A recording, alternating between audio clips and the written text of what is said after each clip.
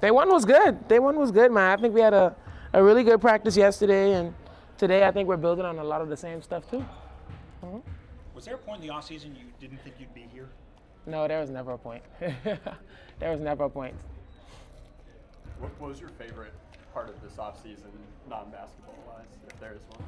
Yeah, I mean, obviously I had surgery on my ankle, and so I didn't go overseas, and I got to spend like a lot of time being at home with family and soaking up the sun. But I think just really, getting a group together that could really help with like my rehab and everything. And I felt like I did a really good job of staying on top of that, but also being able to do that while being home, I think was like the cherry on top for me. Are you like total full go, or how are you? Yeah, I'm full go. I'm full go. I'm ready. I'm excited for the season. I know you got to know like Chris throughout the off season and stuff, but Yeah. just what have been your early impressions on what he's trying to do here and working with him? Yeah, I think we just have a lot of clarity in like our movements offensively. We're still getting into some of the things that we want to do defensively, but I think it's going to be, all the stuff that he's putting in is going to be beneficial to our team, and it's going to suit the players that are here really well. So I'm liking the system, liking him right now. So let's just see how everything goes and continues to go moving forward.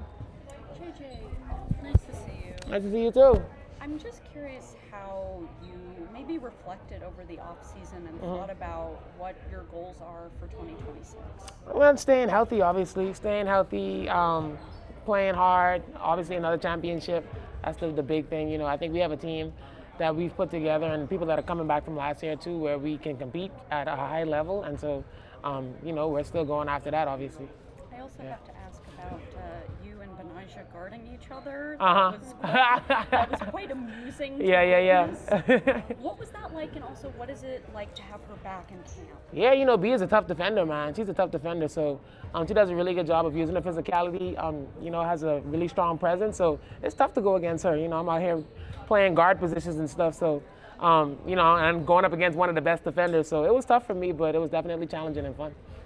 And having her back. Oh, having her back is amazing. I think we need that. We need that type of energy. We need her defensively. We need her as a two-way player who can, play one-on-one, also guard people. So I'm happy to have her back as a friend and also as a teammate. Yeah. The last couple of years, Jonquel always talks about how he wants to add more and more size. You guys go out and add Satou Sabally this offseason.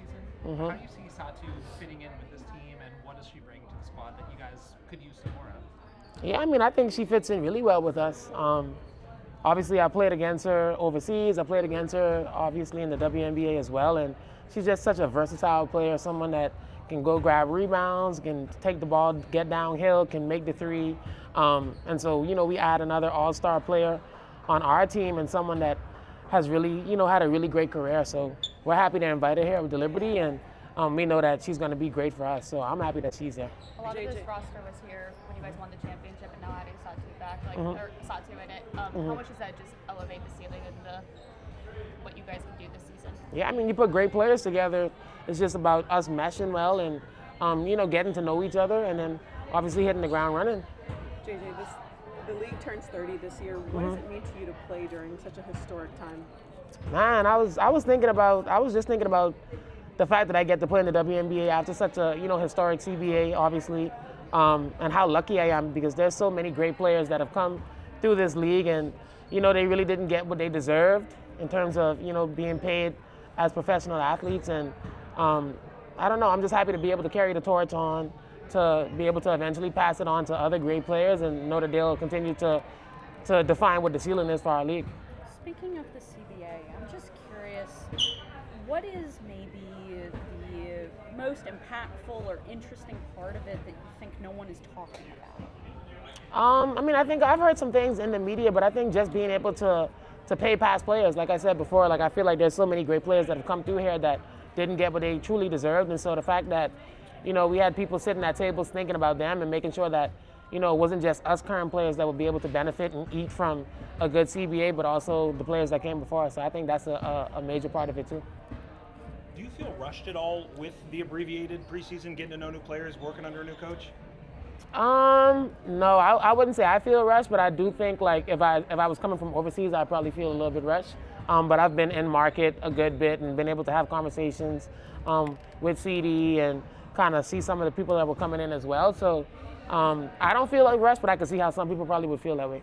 JJ, Yeah. you said that you had no doubt basically that the season was going to happen.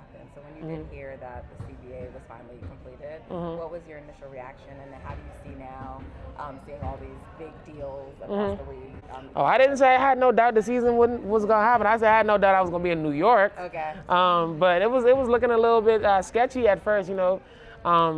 Just kind of talking to everybody and understanding where the negotiations were for a long time, kind of stagnant. But when I heard everything that went through, and when I heard what we got with the negotiations and everything, I felt like, for the most part, everything that we wanted as players, we kind of got. And so to really see that, it meant a lot, because, you know, it's not always guaranteed with those type of negotiations that you walk away and you feel like, you know, you were represented well, obviously, in that everything that you wanted kind of came to fruition. So I thought it was amazing. And how do you feel seeing all these deals happening across the league? Love it. I love it, man. That's what we work for. You know, people are getting what they deserve, and shoot, everybody can eat, so I love it. What was your reaction to Yara obviously being picked in the expansion draft? My heart was broken. I'm not gonna lie, my heart was broken. That's my sister, man. That's my little sister, and ever since she came on our team, I've tried like to, you know, be a really good vet to her, and you know, just continue to just pour into her, because she has a lot that she, you know, obviously brings to the table as a team. I mean, as a player, but also as an individual, just outside of the game. And she's a great person, both inside and out. So I don't know. I was sad, and she came down to the Bahamas and worked out with me and stuff like that. We were on the court together. We was on the beach together, jumping in the canal, all that good stuff. So I was really sad. I didn't expect to see her leaving. JJ, Yeah. I should say, when's the last time you did this much rest in your off season to recover and relax, as opposed to going overseas, going wherever you play? I don't know. Probably never. Probably never. Was it good then? It was great. Yes, most definitely. It was great. It was great for me. I needed it. JJ, what stands out to you about who Chris is as a person and a coach? I know, you know, obviously this is day 2, but you said that you spent some time For with sure. him during the off season. I would say he's very relatable. He's easy to have a conversation with. I think he puts himself in our shoes pretty often in terms of just understanding the demands of the game and just what it takes to be successful. Obviously, he's come from a winning culture, but I think that's the main thing, is that I feel like if there's anything going on with me, I can knock on his door and go in his office and have a conversation and you know, feel good about that conversation. Yeah. We're gonna do a last question, guys. Was it hard to hear the news about Sandy after the season? I mean, most definitely. You come into a place and you do something that's never been done before, and so over the years you foster a relationship. So you know, you never really want to see that happen, but you obviously understand that it's a business, and organizations want to change directions and different stuff like that. But you know, I'm happy to see her in Toronto and being able to still be a head coach in this league, and you know, I'm excited to see what she does there. So you welcome back. How are you feeling? How did you feel out there today?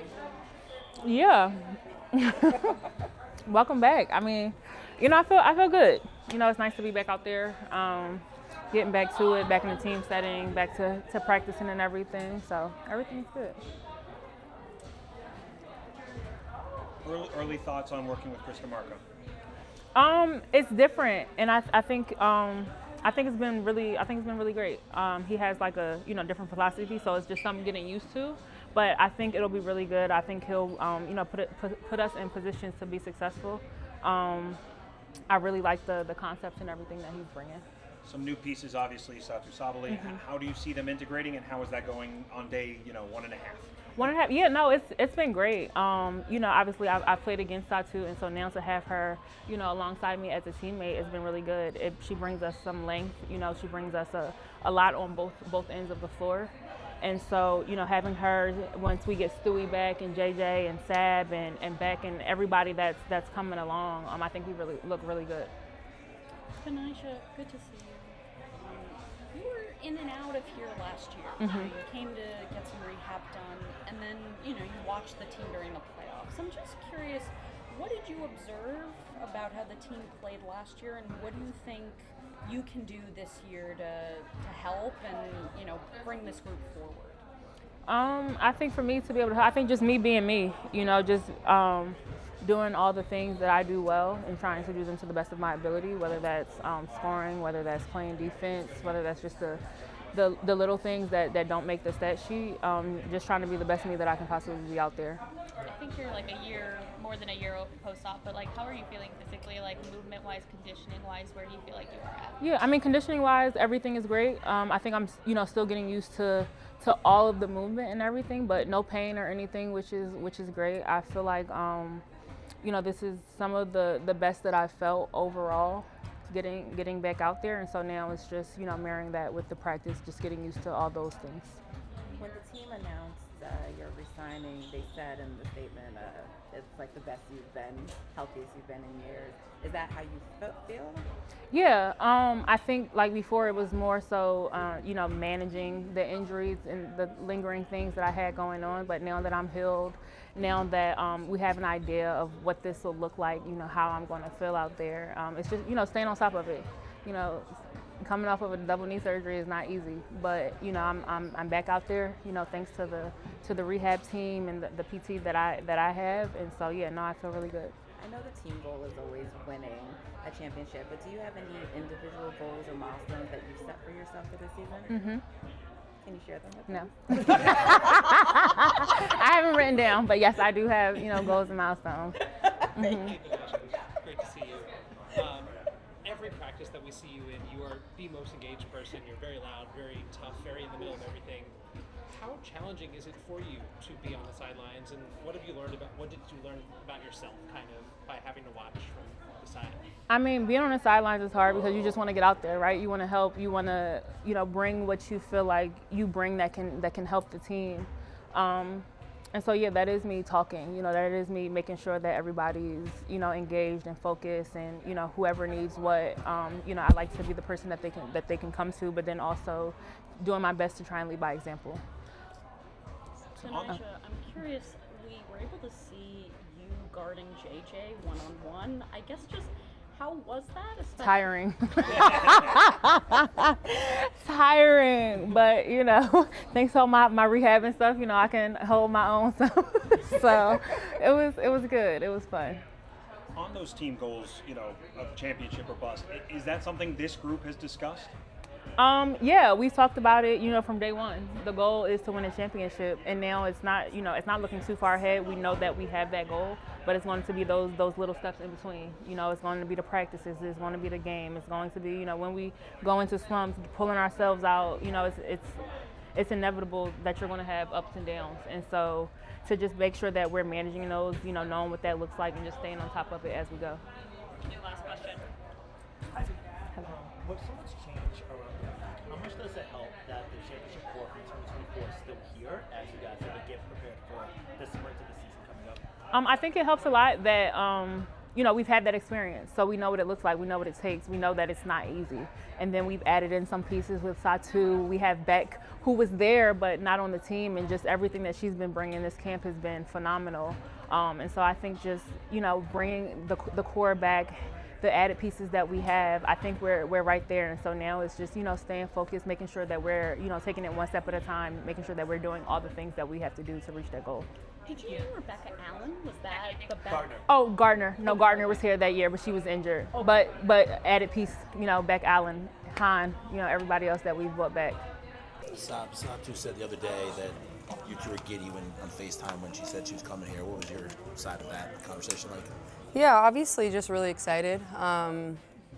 Someone I've played with for a really long time in college, and so kind of going through this process knowing that it was going to be a possibility was exciting, but obviously didn't want to get too high or too low, and just kind of stay poised until I knew what was going to happen. And so obviously when it was official, I was really excited. My family was really excited.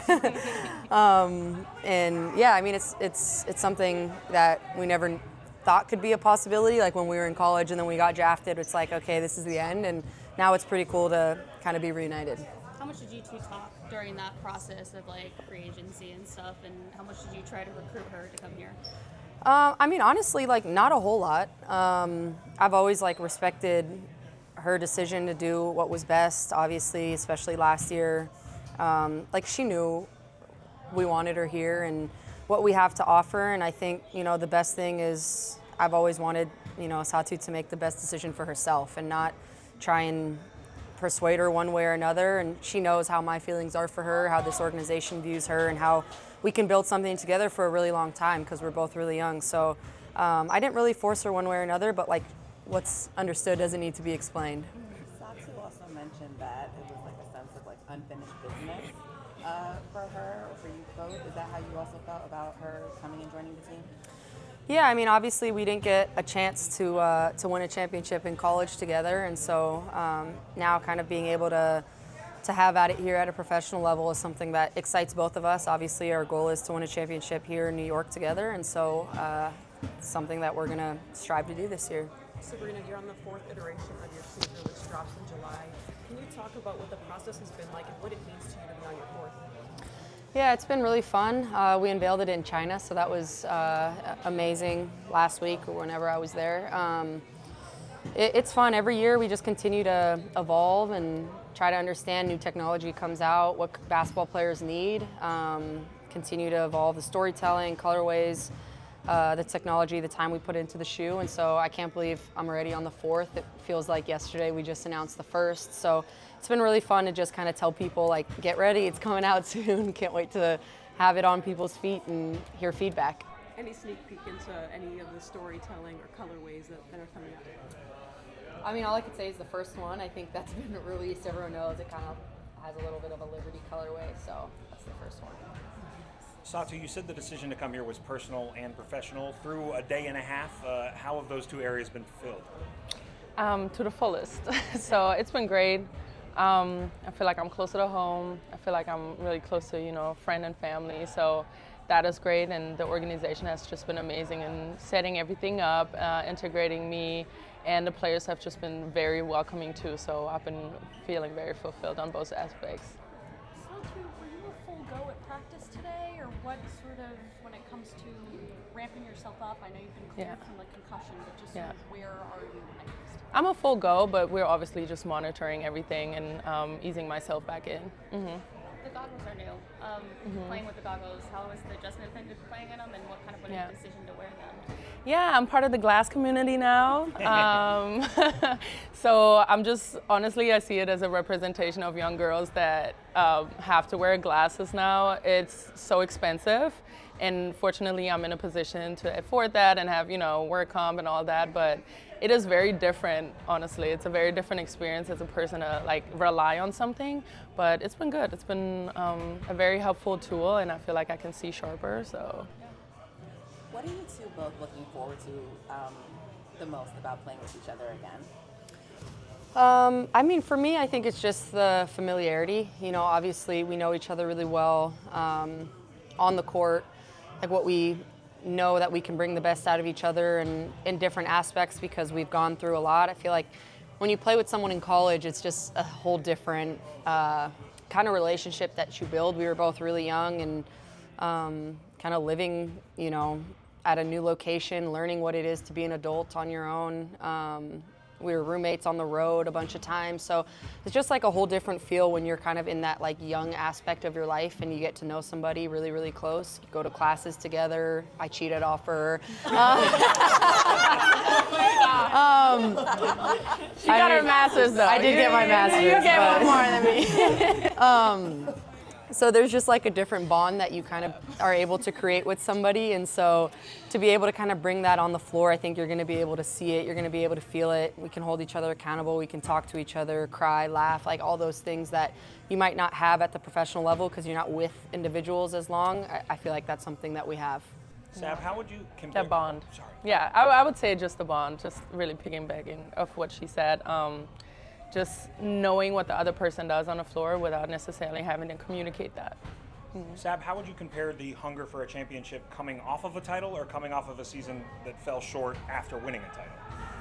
I mean, I think this feels different because obviously we're just at a different place in this organization. I think you're able to see it. We have an entire new coaching staff. We have a completely new feel in the building, and that's exciting, and that kind of leads to that hunger as well. It's none of these coaches have won a championship here, right? A lot of the players haven't either. I think you're able to see so many new faces, and it doesn't matter what you did a few years ago, it's where we're at now, and I feel like the hunger and drive to win again here in New York for the people who are returning, but also the newcomers, it's like we all deserve to put our best foot forward and go out and win a championship together because it hasn't been done before with this group. Sabrina, I'm curious if you've talked with Chris at all about the fact that you're probably going to be playing in different lineups this year in terms of not playing next to a more traditional point guard in Tosh. If you've talked, with Chris about that, if it's in your mind or if it's too early to, think about something as specific as like lineup construction. No, I mean, we've talked about it, not like in much like long detail, but I think just talked about all the different lineups we can play with how long we are. We're really big, we're really long. Defensively, we're going to be obviously a problem for teams, and offensively as well, and space the floor with shooters. A lot of people can handle the ball. I think, the game has evolved so much that you don't need like a traditional one anymore. I think as long as people can get into what we want to get to, it's going to be a really clear picture of what we want to run. We've talked about it, and I think everyone really understands how we're trying to run offense and what it's supposed to look like, and just kind of plug in people in different positions and learn them all. Sabrina, when we met Satou a couple days ago, we talked to her about the CBA and just sort of reflections on that. You are a player rep, and you served as one throughout this cycle. I'm just curious if you can reflect on that process and take us into sort of what your responsibilities were throughout what was a pretty big deal. Yeah, it was long. I think you all know that as well. But I got to give credit to everyone who put the work in and put the hours in. It wasn't just one person, like it was everyone. It took a village to get to where we are today. I'm obviously really, really happy. I think all the players are happy. Everyone on the league side seems really happy as well. Like we have a season, everyone is kind of getting what they wanted out of the CBA talks, and it was a lot. I mean, I was on almost all the calls throughout the entirety of the off season, kind of voicing what I thought was right, talking to a lot of players on where we wanted to go, where we wanted to get the deal in order to get it done. So I'm really happy to see where we're at now, and obviously have to give thanks to our side, but also the league side as well for being able to get it done. How are you? I'm great. How are you? Great. How are you feeling after not being here with the team? You're back. It's good to see you out there. It looks very physical out there today. Yeah. How are you Bye. Bye. How are you feeling overall? Before I come here, I feel very, very excited.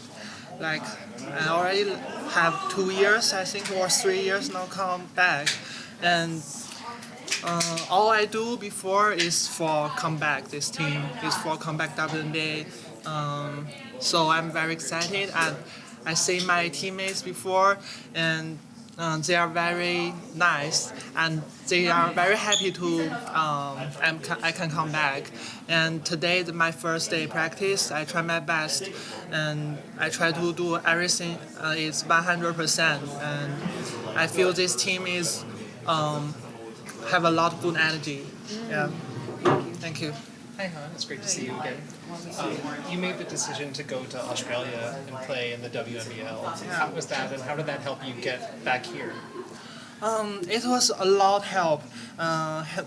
Why I come to WNBL? One, I want to practice my English, and the second one, I want to find a more physical contact, and I meet a lot of good friends there, and good coach, good teammates like Meili. She played with me in Perth, and when I finished the WNBL, I really feel I have a lot group up. Yeah. So my English getting a little bit better. Thank you. And more physical. Yeah. So now I come back to WNBA. I feel more confident. Yeah. And then there are a lot of teammates that were here the last time you were here. Yeah. Who are you most excited that you got to see again that you hadn't seen in a couple of years? A lot. Everyone, like JJ and Saab and Stewie and also Alan and and Marine, I think. Yeah. And Beck too. You guys are both going to be back too. Beck Allen is now back. Yeah, it's Beck Allen. Yeah, and we are old teammates and we are old friends. So exciting, and they are like best player on the world. So I'm so excited to play with them. Yeah. Oh, Hi. good to see you. Good to see you. How do you think you've grown as a basketball player from the Olympics competition in '24 and just all your overseas play over the past couple of years from when we last saw you here in New York? Pardon? Oh, I'm sorry. Sorry. I'll slow down. Sorry. How much do you think you've grown as a player since you were last here in the WNBA? How much? How good do you think you are at this point in your career? I mean, how good? Yeah. Come back. Yeah, like grow. Like Oh, okay. What you got better at? Oh, okay. First, it's English. Little bit. No, I don't have translate. No, it's good. Yeah, I don't have translator. And second is more thinking. Yeah. I think I'm already 26 now, and I have a little bit experience. So I know what is my advantage and what is my weak. So I need to use my more thinking on the court. So how to play with a strong defender or tall defender or something, and how to work with the shooter teammates or who can attack, and thinking about the whole thing on the court. This is what I grew up. Yeah. Thank you. Thank you. Yeah, thank you. What's your favorite thing about being back in New York off the court? Like, what do you enjoy doing in off the court? What do you enjoy doing in New York? Okay. Shopping first. I like shopping. In New York, it's because this city is so fashion, and I like see. I don't have a puppy. I love puppy or cat, and I always see the people have a puppy and go to the street. So I love to watch their and their puppy. Yeah. Do you have any favorite stores that you like to go to? Any specific things you like to look Store. for? When Okay. Last time, I like to go. I like go to Chinatown. This is first thing. And the second thing is Soho. Soho. Yeah, Soho shopping. Shopping. I love shopping in Soho. Yeah. Chris, day and a half in, how are we feeling? Great. We had a few months here. We're waiting for our full team, and still are. But it's nice having people in and being able to coach. How susceptible has the team been to obviously a different style than the core has been playing before? Yeah, I mean, we have so much to learn right now on both offensively, defensively. Talking about what we expect in the building, outside of being on the court, all that. So we just got to take it slow and build day to day. Do you feel rushed at all having to take it slow in an abbreviated off season with a new team? No. Every team's going through the same thing. So we prepared for this moment, and we've done our homework on who we were bringing in, and now it's just about building that chemistry and reestablishing the culture. And obviously, it's a little bit different not having your full team here. Obviously, we have players playing in other leagues, but we were ready for that. Do you know when you would anticipate Stewie and Marine to be here? Yeah. From what I've heard, or at least the last I heard, was next week. So we'll see. It could be any time from 4 to 8 days, I think. You mentioned to us, I believe, during the Satou availability, how long you took to assemble your staff. I'm just curious if you could take us inside what that process was like, and also just share with us what each person on your staff is going to bring. Yeah, I mean, it's probably hard to go through everybody on our staff, but I will say the process was very important to me. I think we needed the right people here, and we needed the right background. So we grabbed people from the WNBA, from overseas leagues, from the G League, from the NBA, a lot of different experience, different backgrounds, and some in player development, some have run offenses, defenses, and I just want to take my time with it and make sure, you know, our players connected with these coaches. And obviously the biggest thing about culture is building the staff the right way and being connected to ownership and management down to the players. So yeah, really took my time. Chris, how do you approach installing new principles when it comes to what you're doing in practice in these early days? I think it's important. I mean, it's a great question, especially with how anxious you can be as a first-time head coach. Like, you want to get everything in, and it's the slow build of it, whether it's with one player, two players, three players. You just build it out slowly. Sometimes just whether it's a certain drill we want to do or we want to get ahead, it's like, oh, let's put 5 players out there right away and try to coach it that way. I think it's better to break it down 1, 2, 3 at a time and then build to 5. Obviously, there's those challenges there too with the first preseason game coming up, but I think we're doing a pretty good job. And a lot of times it's the film piece too, making sure the players see it as well. There's a lot of continuity with this team. How, if at all, have you leaned on the players that are returning in kind of getting more comfortable with some of those sets? And Yeah, every day. Since I've been here, I've tried to connect with the players, and if a player's in the building, have those conversations. Otherwise, make phone calls, get on FaceTime, go visit them. Just continue to learn and listen about what they've experienced in previous years and where they see this thing's headed. I imagine that you asked a lot of questions to these players about what their experiences here the last few years, especially the players that were here. What kind of questions, what kind of information do you want to get out of them when you're talking about how it's been for them here? Yeah, I mean, well, on the court, I think it's important you do have some continuity. I don't think you have to come in and change all of this terminology. And again, this has been a successful team. And I've talked about it a lot with the championship pedigree, and you want to lead into your leaders and the players who've been here and have experienced this. And it's like, hey, what did we like? What really worked? And then what were some things that when we might have ran into some problems or had some struggles, and just kind of form how we're going to play from there. This is a very international roster. Is there any struggle with that terminology in terms of like a uniform language of basketball when you go into just talking to everyone and getting everyone on the same page? No, I actually very much welcome the international basketball piece of just whether it's playing under different coaches or having different experience in other leagues. I think at the end of the day, basketball is basketball, and it's our job to connect that for them. Chris, talk about the length of this team. I mean, you're missing Stewie still and English, but like you could have, I think, the longest team I can imagine or remember in this league in a while. Yeah, we want to play in a variety of different ways, and I think defensively, obviously allows us to do a few different things, and then offensively, if we can create the right mismatches, and you can have size, but obviously like the shooting ability as well with the size is what every coach wants, right? Sabrina is one of the great three-point shooters, alive. Last 2 years she's been under 30%. Maybe the year before that she was a little above it. How much of your thinking so far has been about getting her better looks, or I guess what do you make of that? I mean, she's a phenomenal three-point shooter, one of the best in the league, and that's really what it's about. Like when you're talking about offense or a team, is like we all have to create shots for each other.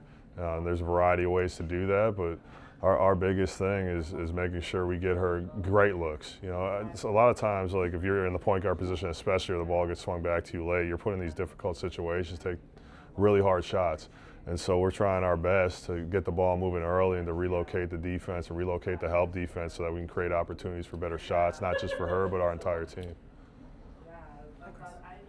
Speaking of Sabrina, her field goal percentages at her 3 feet has increased each year of her career. I guess as you sort of think of spacing, is it just where getting those shots per downhill is as great of a priority as far as compared to getting really good three-point looks? I guess how do you sort of think of spacing in that context? Are you asking directly for Sabrina or as a team? Both, I'd say.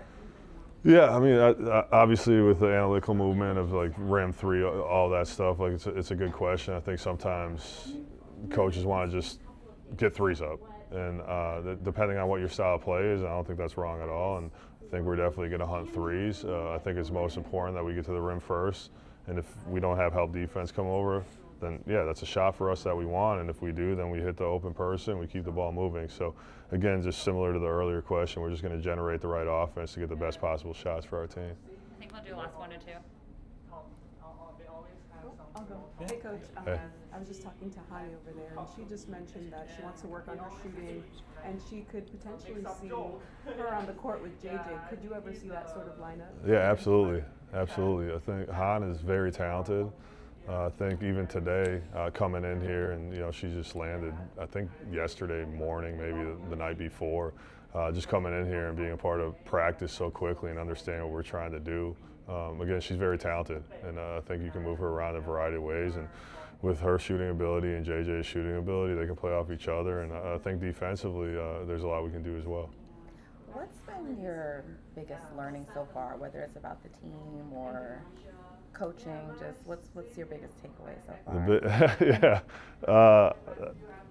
I guess the best way I can put it is just, even though I got here 4 months ago, there's just so much to build, right? Like we talked about the staff earlier, we talked about roster construction, or actually we didn't, but like the roster construction had to happen in 4, 5, 6 days. And so it's just all about really like being patient. Like stuff's going to keep coming out of nowhere. You're not going to be fully prepared for some things, and it's about staying together as a staff and not letting the negativity creep in, whether it's from us or somebody in the organization or the players. Like we're all kind of against it right now, and we all have a lot. I could say just that hasn't gone our way. Coming up, getting into this point right now, especially when you're talking about like the EuroLeague final was just last night or yesterday, right? And we have players playing in that, and they're going to need a break, or they should get a break. And we're just trying to the best we can stay together and understand that it's not that fair for anybody right now, and everybody's running the same problems roster-wise. We'll take one more from Jackie. Chris, I apologize if this was asked already, but we saw that Betnijah sort of got very vocal in a group huddle. I guess what is her leadership like, just sort of as, you're learning all of these players? Yeah, as you know, Betnijah is a fiery player, and she's very good defensively, and I know we have a lot of plans for her, like on the ball, off the ball, her switchability, and offensively with her ability to make threes and drive. Like she does all these things on the court, but where we really need her and where it's shown so far is just her leadership off it. So it's just one of those things where she brings the team together, and she has some stuff to say, and it was all positive, and she's been great.